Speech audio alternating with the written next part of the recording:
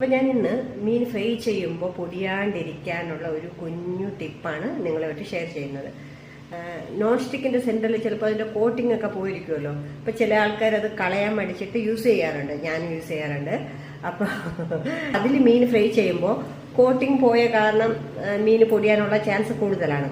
ഇന്ന് ഞാൻ കോട്ടിംഗ് പോയ പാത്രത്തിൽ മീൻ ഫ്രൈ ചെയ്തെടുക്കുന്നത് എങ്ങനെയാണെന്നാണ് കാണിച്ചു തരുന്നത്. അപ്പോൾ നമുക്ക് വീഡിയോയിലേക്ക് പോവാം.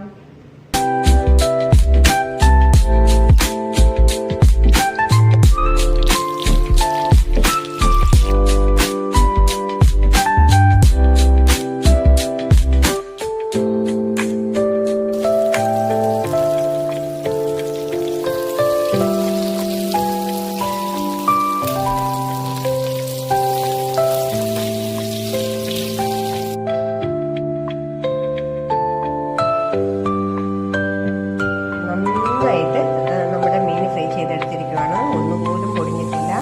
അപ്പോൾ ഈ ഒരു ടിപ്പ് അറിയാത്തവർ ആരെങ്കിലും ഉണ്ടെങ്കിൽ നിങ്ങളൊന്ന് ട്രൈ ചെയ്ത് നോക്കൂട്ടോ. നിങ്ങൾക്ക് അടിപൊളിയായിട്ട് മീൻ ഫ്രൈ ചെയ്തെടുക്കാവുന്നതാണ്. അടുത്ത വീഡിയോയിൽ കാണുന്നത് വരെ ബൈ.